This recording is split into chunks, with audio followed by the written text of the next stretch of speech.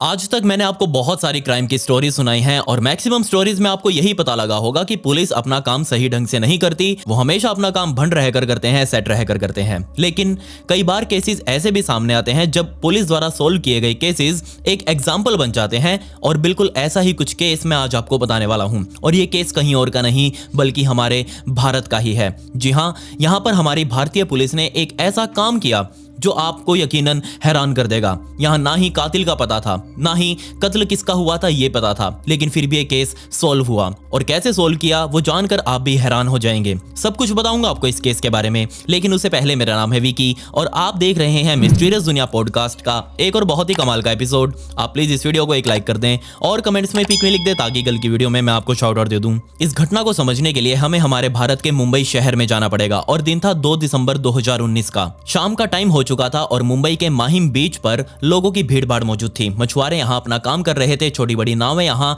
किनारे पर खड़ी थी और तभी यहाँ समुद्र से एक बड़ी लहर उठकर आई और उस लहर में एक सूटकेस भी सवार था। वो सूटकेस तुरंत ही किनारे पर आकर सेट हो गया और तभी लोगों का ध्यान भी उस सूटकेस की तरफ जाने लगा। आवाजाही काफी थी तो लोग उसकी तरफ गौर से देखने लगे। कुछ लोगों ने और ज्यादा हिम्मत करी और उस सूटकेस को पास से देखना चाहा। जब लोग उसके पास गए तो सभी कंफ्यूज थे कि आखिर इस सूटकेस के अंदर क्या होगा। पहले उस सूटकेस को ऊपर से खटका कर देखा गया, जिससे साफ हो गया कि अंदर कुछ तो मौजूद है। अब यहाँ हिम्मत वाला काम ये था कि इसको खोलेगा कौन। तब यहाँ एक आदमी ने हिम्मत भी कर ली और उसने उस सूटकेस की चैन को खोलना शुरू किया। चैन अभी आधी ही खुली थी और उसने सूटकेस के ढक्कन को ऊपर की तरफ उठाकर देखा और जैसे उसने उठाया उसने वापस उस सूटकेस को बंद कर दिया और जोर जोर से चिल्लाने लगा। सभी लोग उससे पूछने लगे कि आखिर अंदर है क्या। और यकीन माने जब लोगों ने उसको सुना तो सभी वहां खड़े लोग चिल्लाने लग गए और तुरंत ही वहां की लोकल पुलिस को बुलाया गया। पुलिस मौके पर पहुंची और पुलिस ने तुरंत ही उस सूटकेस को सभी के सामने खोला। उस सूटकेस के अंदर असल में एक पूरा हाथ और एक पूरा पैर काटकर लादा गया था।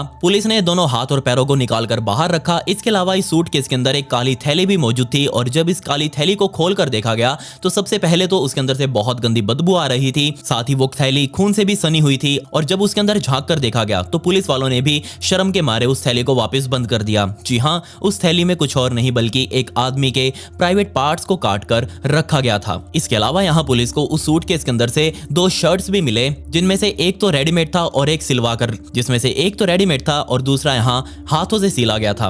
अब जैसे ही पुलिस वालों ने इन शर्ट्स को देखा तो शर्ट्स पर भी पूरा खून खून लगा हुआ था, लेकिन यहाँ पुलिस वाले समझ चुके थे कि इन शर्ट्स को यहाँ क्यों रखा गया है। असल में यहाँ वो जो हाथ और पैर थे उससे यहाँ खून रिसे जा रहा था और वो सारा का सारा खून अब इन कपड़ों के ऊपर लग चुका था। जिसने भी ये काम किया था उसने बहुत ही दिमाग लगाकर इन शर्ट्स को कुछ इस तरह से इस बैग के अंदर डाला था कि सारा का सारा खून इन हाथ पैरों से निकलने वाला ये शर्ट अपने अंदर सोख ले और खून की एक बूंद भी इस सूटकेस से बाहर ना जाए। सारा सूटकेस अच्छे से खंगालने के बाद पुलिस ने वापस इस सारे सामान को सूटकेस के अंदर रखा और अपने कब्जे में ले लिया। अब पुलिस ने आसपास और छानबीन शुरू करी। कई सारे मछुआरों को वहां बुलाया गया और उनसे कहा गया कि वो अपनी बोट लेकर समुद्र में उतरें और देख कर आएं कि क्या ऐसे और सूटकेसेस यहाँ समुद्र में तैर रहे हैं या नहीं, क्योंकि अभी तक पुलिस को इस विक्टिम की पहचान नहीं मिली थी। तो पुलिस के लिए जरूरी था कि इसकी पूरी लाश को रिकवर किया जाए, तभी तो वो इस केस को आगे बढ़ा पाएंगे। मछुआरे यहाँ समुद्र के अंदर और पुलिस यहाँ बीच के ऊपर छानबीन कर ही रही थी, लेकिन यहाँ काफी देर तक हाथ पैर मारने के बाद दोनों के ही हाथ खाली थे। ना ही मछुआरों को कुछ मिला और ना ही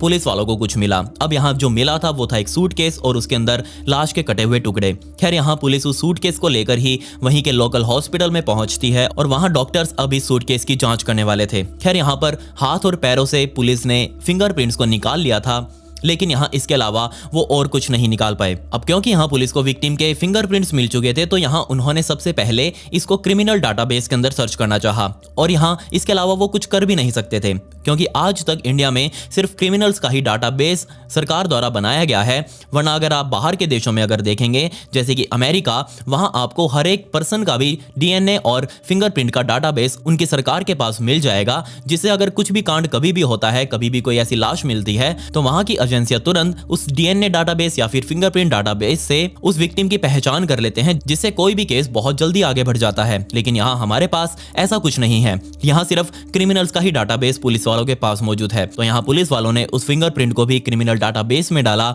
लेकिन यहाँ वो फिंगरप्रिंट किसी से भी मैच नहीं हुआ। अब पुलिस वालों के हाथ फिर से खाली थे कि आखिर करें तो क्या करें, इस केस को आगे कैसे बढ़ाएं, विक्टिम की पहचान कैसे करें, कातिल को तो बाद में ढूंढेंगे। पुलिस वालों ने माहिम बीच के आसपास लगे हुए सीसीटीवी कैमरे कैमरास को खंगाला, लेकिन उसमें से कुछ भी अजीब पुलिस वालों को नहीं मिला, जिसका मतलब साफ अब पुलिस वाले समझ चुके थे कि ये लाश कहीं और डंप की गई थी और ये लहरों के साथ होते हुए माहिम बीच पर आकर लैंड हो चुकी थी। डॉक्टर्स ने यहाँ उन हाथ और पैरों का ही पोस्टमार्टम किया, जिसमें समझ आ चुका था कि इस व्यक्ति की मौत या फिर हत्या तकरीबन 4 या 5 दिन पहले हुई थी। पुलिस को ये लाश मिली थी 2 दिसंबर 2019 को, मतलब ये पूरा कांड 26 या 27 नवंबर के दिन ही बैठाया गया था। पुलिस वालों ने 25 नवंबर से लेकर 2 दिसंबर तक की सभी मिसिंग रिपोर्ट्स को भी खंगाल डाला पूरे महाराष्ट्र की, लेकिन किसी की भी बॉडी फिगर या फिर किसी की भी मिसिंग रिपोर्ट इस लाश के साथ मैच नहीं हो रही थी। अब पुलिस वालों के हाथ खाली थे, तो उन्होंने सोचा कि क्यों ना इस केस को वो क्राइम ब्रांच के हाथों दे दें। उन्होंने सारा तामझाम और जितने भी एविडेंस मिले थे सारे के सारे यहाँ क्राइम ब्रांच को सौंप दिए और अब क्राइम ब्रांच के ऑफिसर्स इस केस को सॉल्व करने वाले थे।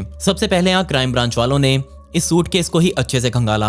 अंदर बाहर हर जगह से देखने के बाद उनको यहाँ इसमें कुछ भी अजीब नहीं लगा। ये बिल्कुल आम सा सूटकेस था जो किसी के पास भी हो सकता था। अब यहाँ इन्होंने इस सूटकेस को तो साइड में रख दिया। अब बारी थी यहाँ उन कपड़ों की जो कि इस सूटकेस में उस लाश के साथ मिले थे। तो यहाँ 2 शर्ट और एक पैंट थी और उनको भी अच्छे से खंगालने के बाद पुलिस को उनमें भी खून के अलावा कुछ नहीं मिला। लेकिन यहाँ एक शर्ट ऐसी थी जिसे हाथ से सिलवाया गया था और उसी शर्ट के ऊपर एक स्टिकर भी लगा हुआ था जो कि उसी दर्जी का था जिसने सिली थी, और उस स्टिकर के ऊपर लिखा हुआ था एल्मो मेंस वेयर। पुलिस वालों ने तुरंत ही यहाँ इस दुकान का पता करने की कोशिश करी कि आखिर ये दुकान कहाँ पर है, और थोड़ी सी ही जांच के बाद, ऑनलाइन रिसर्च के बाद पुलिस वालों को पता लग गया कि ये दुकान कहीं और नहीं बल्कि मुंबई में ही है। पुलिस की एक टीम तुरंत ही मुंबई के कुर्ला वेस्ट में मौजूद एल्मो मेंसवेयर नाम की इस दुकान पर पहुंची और वहां जाकर दर्जी से बात करने लगी। पुलिस वालों ने वो शर्ट उस दर्जी को दिखाई और कहा कि इस दुकान के ऊपर आपका स्टिकर लगा हुआ है, मतलब ये शर्ट आपने ही सिली होगी। उसने कहा जनाब ठीक है, आप रुकिए, मैं एक बार देख लेता हूँ इसे अच्छे से और साथ ही अपनी बिल बुक वगैरह भी देख लेता हूँ। अगर मैंने सिली होगी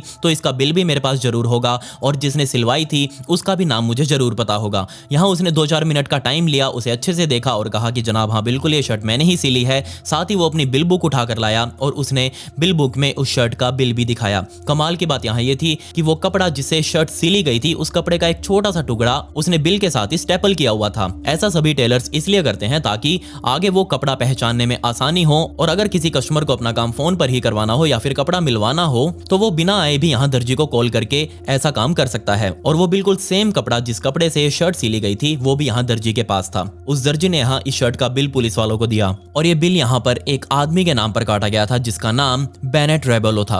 अब यहाँ पर पुलिस को एक नाम तो मिल चुका था, बेनेट रेबोलो, लेकिन बेनेट रेबोलो नाम के भी दुनिया में बहुत सारे व्यक्ति हो सकते थे। हो सकता था कि यहाँ वो कोई फॉरेन कंट्री से आया हो, क्योंकि नाम यहाँ पर वेस्टर्न कल्चर का लग रहा था। तो पुलिस वालों को एक बार ये भी शक हुआ कि हो सकता है जो लाश उनको मिली हो वो किसी टूरिस्ट की हो जो यहाँ मुंबई घूमने आया हो और उसके साथ किसी ने कांड बैठा दिया हो। यहाँ पर ना ही बेनेट रेबोलो का कोई फोन नंबर था, ना ही उसका एड्रेस इस बिल बुक में लिखा हुआ था। अब पुलिस यहाँ पर मुंबई में बेनेट रेबोलो नाम के व्यक्ति को ढूंढ रही थी, लेकिन तभी यहाँ पर क्राइम ब्रांच के ही एक ऑफिसर के दिमाग में एक आइडिया आया और उन्होंने सोचा कि आजकल दुनिया बहुत ज्यादा हाईटेक हो चुकी है और सारी ही दुनिया लगभग आजकल इंटरनेट पर भी शिफ्ट हो चुकी है, तो क्यों ना हम पहले इस बेनेट रेबोलो को इंटरनेट पर ही ढूंढे। और इंटरनेट पर ढूंढने का सबसे बढ़िया तरीका आपको भी पता है, सोशल मीडिया। जी हाँ, आप ये वीडियो सोशल मीडिया पर देख रहे हैं, मतलब आप इंटरनेट पर अपनी पहचान दे रहे हैं और आपको कोई भी व्यक्ति कभी भी ढूंढ सकता है। और ऐसा ही काम यहाँ पर अब पुलिस वाले करने वाले थे। पुलिस वालों ने सबसे पहले फेसबुक का सहारा लिया और सबसे पहले यहाँ फेसबुक के सर्च बार में बेनेट रेबोलो का नाम लिखा गया।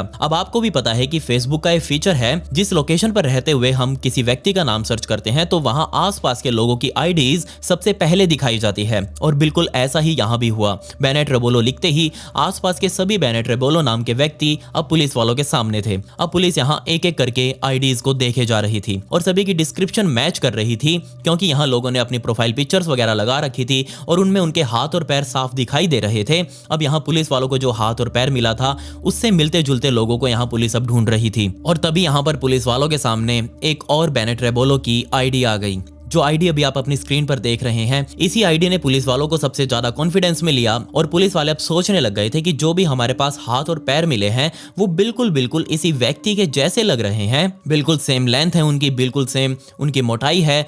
हो ना हो ये व्यक्ति जरूर ही यही बेनेट रेबोलो होगा। और पुलिस वालों को विश्वास और ज्यादा तब हो गया जब पुलिस वालों ने इस प्रोफाइल की फोटोज को और ज्यादा देखा और तभी यहाँ पुलिस वालों के सामने एक वो फोटो भी आ गई जिसमें इस आदमी ने वही शर्ट डाली हुई थी जो कि उस सूटकेस में मिली थी। अब पुलिस वाले यहाँ कंफर्म हो चुके थे कि हो ना हो यही बेनेट रोबोलो है जिसकी हत्या की गई है, और अब हमें इसी के बारे में और ज्यादा पता लगाना है और हमें इसके कातिल को ढूंढना है। इस आईडी को और अच्छे से देखने के बाद पुलिस वालों को समझ आ गया कि ये बेनेट रोबोलो एक म्यूजिशियन का काम करता है, और यहाँ पर पुलिस को एक पॉलिटिकल पार्टी का आई कार्ड मिला और इस आई कार्ड में बेनेट रोबोलो के बारे में सब कुछ लिखा हुआ था, उसका एड्रेस, उसका फोन नंबर, सब कुछ यहाँ डिटेल्स पुलिस को मिल चुकी थी। पुलिस ने तुरंत यहाँ उस फोन नंबर पर कॉल किया। अब जैसा कि एक्सपेक्टेड था पुलिस वालों के लिए बिल्कुल वैसा ही हुआ, ये फोन नंबर बंद था और अब से नहीं काफी दिनों से बंद था। तब यहाँ पर पुलिस वालों के पास एक ही इलाज था कि यहाँ वो दिए गए एड्रेस के ऊपर जाएं और वहां जाकर अब तहकीकात करें। तो पुलिस वालों की एक टीम मुंबई के सांता क्रूज में बने एक एड्रेस पर पहुंची जहां बेनेट रोबोलो रहा करता था। अब वहां जाकर देखा गया तो वो घर यहाँ बंद था। अब पुलिस वालों का फिर से माथा ठनक गया कि ये घर भी बंद है, अब जाकर किससे पूछताछ करें। तो अंत में यही बचता है कि आसपास पूछें। तो यहाँ पड़ोसियों से पूछने के बाद पुलिस को पता लगा कि यहाँ बेनेट रोबोलो अपने घर में अपनी बेटी के साथ रहा करता था। उसकी पत्नी की मौत हो चुकी थी और ये बेटी भी उसकी सगी नहीं थी, बल्कि यहाँ उसने गोद ली थी। काफी टाइम से बेटी और बाप यहाँ इस घर में रह रहे थे, लेकिन अब यहाँ ये घर बंद था। तो पुलिस वालों का दिमाग फिर से ठनका और वो अब यहाँ सोचने लगे कि अगर ये घर बंद है तो इसकी बेटी आखिर कहाँ पर है। बेनेट रोबोलो की तो चलो लाश उनको मिल जाएगी आज नहीं तो कल, लेकिन आखिर उसकी बेटी गई कहां पर। पड़ोसियों ने बताया कि उसकी बेटी का नाम वैसे तो ये रिया बुलाया करता था, लेकिन ऑफिशियल डॉक्यूमेंट्स में नाम उसका आराध्या पाटिल था। अब पुलिस वालों ने आराध्या को भी साथ साथ ढूंढना शुरू कर दिया। उनको डर था कि कहीं उनके सामने आराध्या की भी लाश ना आ जाए। पुलिस वाले तुरंत यहाँ पर मुंबई के कोर्ट में पहुंचे और वहां जाकर उन्होंने सबसे पहले बेनेट रोबोलो के घर का सर्च वारंट निकलवाया, क्योंकि अब उनको जो भी कोई सबूत था वो इस घर से ही मिल सकता था। जल्दी ही यहाँ पर अदालत की तरफ से सर्च वारंट मिल गया और तुरंत यह पुलिस की टीम अब वापस इस घर के ऊपर पहुंच चुकी थी। घर का ताला तोड़ा गया और ताला तोड़ते ही यहाँ पुलिस की टीम पूरे घर में अब छानबीन करने वाली थी। पुलिस को यहाँ से कुछ खास तो नहीं मिला, लेकिन दो चीजें थी जो पुलिस के काम आने वाली थी। एक तो यहाँ पुलिस को एक नंबर मिल चुका था और यह नंबर किसी और का नहीं बल्कि आराध्या पाटिल का ही था। दूसरा यहाँ पर एक डायरी मिली थी पुलिस को और यह डायरी भी किसी और की नहीं बल्कि आराध्या पाटिल की ही थी, और इसके अंदर जो शब्द लिखे हुए थे यकीन मानिए उन्हें सुनकर आपका दिल दहल जाएगा। जी हाँ, इस डायरी के एक पेज पर लिखा हुआ था, dad I am so sorry, I feel sorry for you.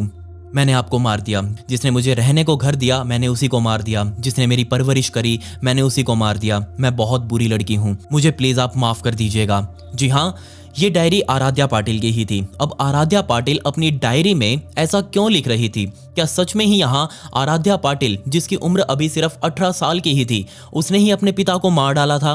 But कैसे और क्यों? अब इन दोनों ही सवालों का जवाब खुद आराध्या पाटिल ही दे सकती थी। अब यहाँ आराध्या को ढूंढने का तरीका एक ही था, उसका फोन नंबर। पुलिस वालों ने उस नंबर पर कॉल किया और जैसा कि एक्सपेक्टेड था ये नंबर भी यहाँ पुलिस को बंद मिला। लेकिन यहाँ पुलिस वालों ने इस नंबर को सर्विलांस के ऊपर डाल दिया और सभी टीमों को एक्टिव कर दिया कि जब भी ये नंबर हो तो तुरंत इसकी लोकेशन क्राइम ब्रांच को भेजी जाए। और किस्मत से 2-3 दिनों का इंतजार करने के बाद ही ये नंबर ऑन हुआ और इस नंबर की लोकेशन अब कहीं और की नहीं बल्कि मुंबई के घाटकोपर की ही दिखा रहा था।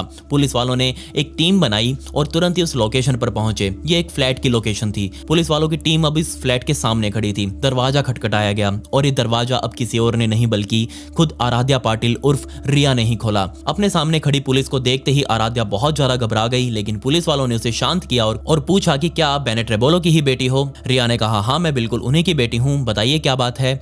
यहाँ पुलिस वालों ने उसे पूछना शुरू कर दिया कि आपके पिता बेनेट रोबोलो आखिर कहाँ पर हैं। यहाँ रिया ने उन्हें बताया कि वो तो अपने किसी म्यूजिक के कॉन्सर्ट के लिए देश से बाहर गए हैं और काफी दिनों बाद अब वापस आएंगे। अब मैं घर पर अकेली थी, मेरा वहां मन नहीं लग रहा था, इसलिए मैं अपने दोस्त के फ्लैट पर ही आकर यहाँ रहने लगी। लेकिन यहाँ पुलिस वाले समझ चुके थे, वो पागल नहीं थे, उनको साफ दिखाई दे रहा था कि यहाँ आराध्या झूठ बोल रही है। पुलिस वाले अपने साथ वो डायरी भी लेकर आए थे जो आराध्या खुद लिखा करती थी। वो डायरी पुलिस वालों ने आराध्या के सामने रखी और कहा कि आपने इस डायरी के एक पेज पर कुछ बहुत ही दिल दहला देने वाली लाइंस लिखी हुई हैं, आप बस हमें उनका मतलब समझा दीजिए, हम आपको यहीं छोड़कर अभी चले जाएंगे। पुलिस वालों की ये चीज देखते ही आराध्या बहुत ज्यादा घबरा गई और उसने अब सच सच बोलना शुरू कर दिया। और यकीन मानिए जो अब कहानी निकल कर आगे आई वो आज तक की मेरे लिए भी बहुत ही डिस्टर्बिंग कहानी थी। आराध्या ने तुरंत ही रोना शुरू कर दिया और रोते रोते ही यहाँ उसने कबूल कर लिया बताया कि उसने ही अपने पिता की हत्या करी है।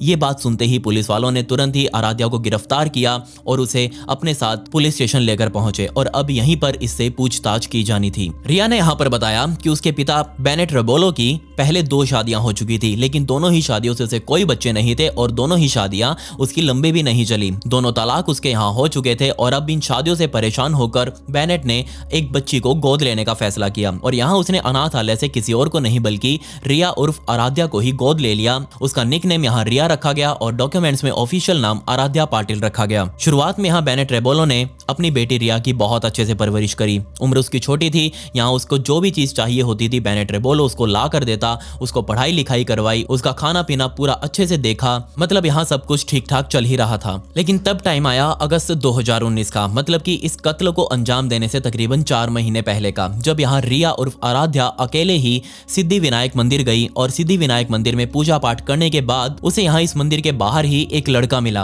और उस लड़के की उम्र उस टाइम पर 16 साल की थी, जबकि यहाँ आराध्या की उम्र उस टाइम पर 18 साल की थी। लेकिन दोनों के बीच में उस टाइम पर थोड़ी हंसी मजाक हुई, बातचीत हुई और दोनों ने ही अपना नंबर उसी टाइम पर एक्सचेंज भी कर लिया था। अब नंबर एक्सचेंज हुआ है, 16 और 18 साल की उम्र है, आपको भी पता है कि यहाँ क्या क्या बातें होंगी। जी हाँ, रातों को यहाँ पर वो दोनों एक दूसरे से बातें करने लगे, एक दूसरे के साथ सब कुछ शेयर करने लगे। आराध्या यहाँ अपने बारे में सब कुछ बताने लगी उस लड़के को। देखते ही देखते यहाँ इन बातों ही बातों में आराध्या और वो लड़का एक दूसरे के प्यार में पड़ चुके थे। दोनों एक दूसरे के साथ अब अपना घर बसाना चाह रहे थे। अपने सारे सीक्रेट शेयर करते हुए रिया ने उस लड़के को यह भी बता दिया कि यहाँ उसके जो पिता है वो सगे नहीं है, बल्कि यहाँ उसको गोद ले रखा है बेनेट रेबोलो ने। वो बेनेट रेबोलो के बारे में सब कुछ अच्छा बताया जा रही थी कि कैसे वो उसकी परवरिश करते आ रहे हैं, कैसे उसका खर्चा उठाते हैं, कैसे उसे पढ़ाते लिखाते हैं।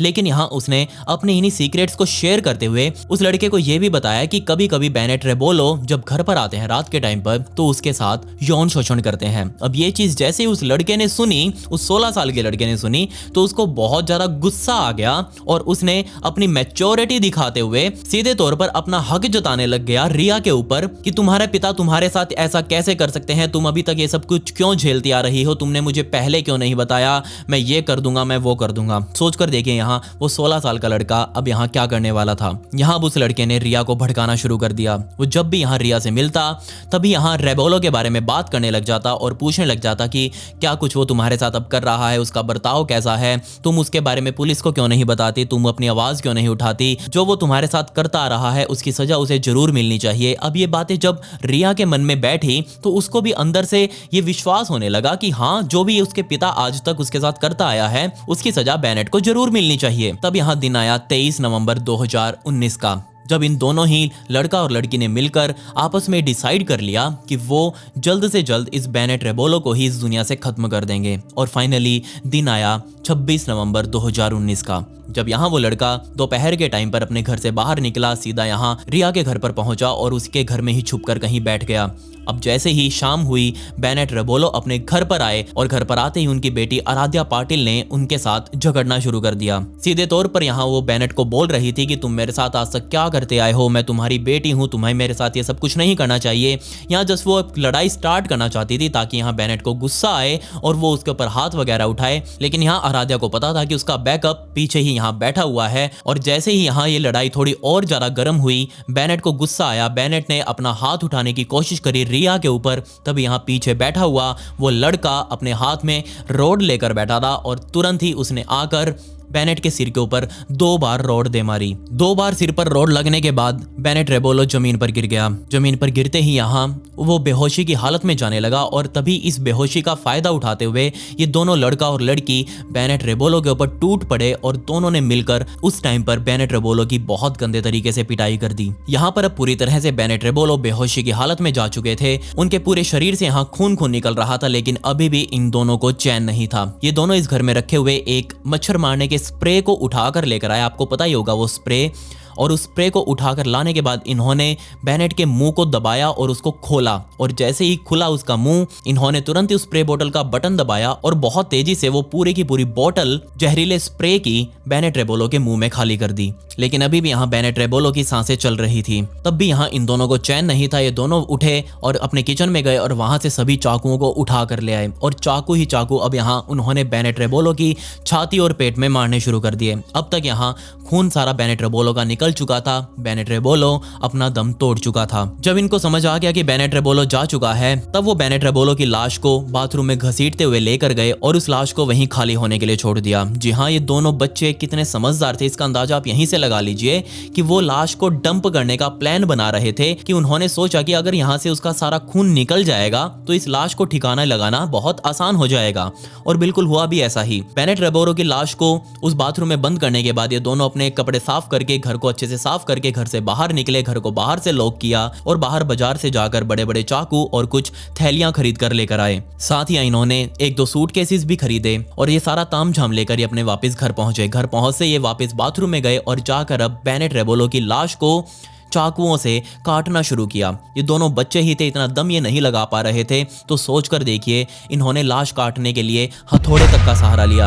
ये पहले चाकू को शरीर के हिस्से के ऊपर रखते और बाद में उस चाकू के ऊपर हथौड़ा मारते ताकि वो लाश अपने आप कटती जाए। इन्होंने हड्डियों को तोड़ तोड़ कर उस लाश को काटा और लाश के टुकड़े अलग अलग काटने के बाद उन्हें अलग अलग थैलियों में डालकर अलग अलग सूटकेसेस में बंद कर दिया। लेकिन यहाँ ये हाथ और एक पैर अलग था जिसके अंदर से अभी भी खून निकले ही जा रहा था। इससे परेशान होकर इन्होंने सोचा कि आज रात को ये सारी लाश के टुकड़े ठिकाने लगाने हैं, वरना सुबह तक तो बदबू होने लग जाएगी और ये इस तरह से टपकते हुए हाथ और पैरों को तो सूटकेस में बंद नहीं कर सकते। तो यहाँ रिया अपने पिता के ही बेडरूम में गई और वहां से बेनेट की अलमारी से ही 2 शर्ट और एक पैंट निकाली और पहले उन 2 शर्ट और पैंट को सूटकेस के अंदर रखा और बाद में एक थैली के अंदर वो हाथ और पैर डालकर उस सूटकेस के अंदर बंद कर दिए ताकि अगर जो भी खून इस हाथ और पैर से निकलेगा वो सारा शर्ट पर ही जाकर लग जाए और ये अपने आप ही कहीं डंप हो जाए। जिसके बाद इन्होंने 3-4 सूटकेस तैयार किए और रात के टाइम पर ये वहीं वेस्ट कुर्ला के बराबर से बहने वाली नदी के पास गए और वहां जाकर एक एक सूटकेस को डंप कर दिया। अब यहाँ 3-4 सूटकेसेस को डंप किया गया था, 3-4 जाकर समुद्र में बह भी गए,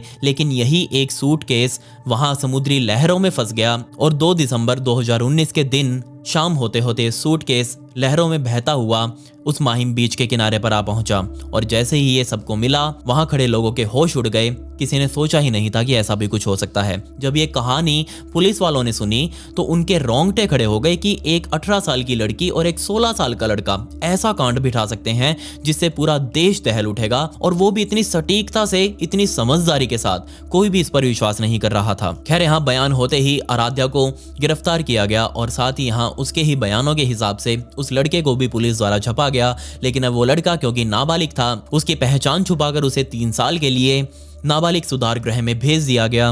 लेकिन आराध्या तो यहाँ बालिग हो चुकी थी, उसके ऊपर मर्डर के चार्जेस लगे अपने ही पिता के। ये केस अभी भी यहाँ कोर्ट में चल रहा है, इसके अंदर सजा का ऐलान अभी नहीं हुआ है। जैसे ही होगा मैं आपको जरूर बता दूंगा। अब आप सोच कर देखिए, इतना भयंकर कांड बैठाया गया 2 बच्चों के द्वारा, और अगर यहाँ उस शर्ट के ऊपर वो स्टिकर ना लगा होता एल्मो मेंसवेयर वाला, तो ये केस कभी सोल्व ही नहीं हो पाता। ये केस एक परफेक्ट क्राइम बन जाता और इन दोनों बच्चों के हौसले आगे जाकर और भी बढ़ जाते। खैर, यहाँ पर अगर आपके कोई सवाल हो या फिर आपको मुझसे बात करनी हो तो आप मेरे इंस्टाग्राम पर आकर मुझसे सवाल जवाब कर सकते हैं। ये मेरी इंस्टाग्राम आईडी है, इसका लिंक आपको डिस्क्रिप्शन में भी मिल जाएगा। आपके हाथ से फॉलो बटन जरूर क्लिक हो जाना चाहिए। खैर, पिछली वीडियो का shout out Sidhu Moosewala fan को एंड कमेंट भी video get shout out in next video. मिलते हैं अगली वीडियो में।